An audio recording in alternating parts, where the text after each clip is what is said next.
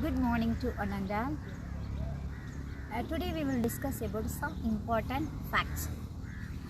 So heart is essential in all the organisms. Okay, is a hollow in nature, is a pumping mechanism, and some of the organisms, what type of the heart it's contained, we will discuss through this video. So first one is the fish. Fish is aquatic organisms, mostly is presenting in the water medium. So it's have a two-chambered heart containing of fish have two-chambered.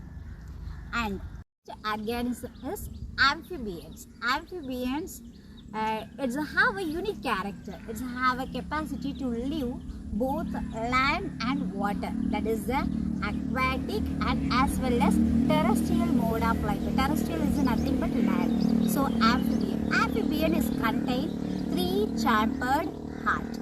And the next one is the reptiles. Reptiles is have a unique character, that is the incomplete four-chambered heart. Incomplete four-chambered heart.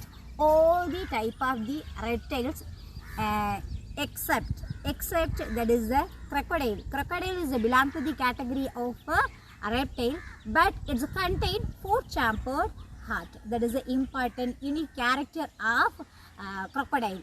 And remaining all the organism, especially that is the aves. Aves is nothing but that is the birds. Birds is belong to the category of the aves. Aves is also called as birds. So aves and mammals, we also include the category of mammals. So aves and mammals is belong to the category of four-chambered heart.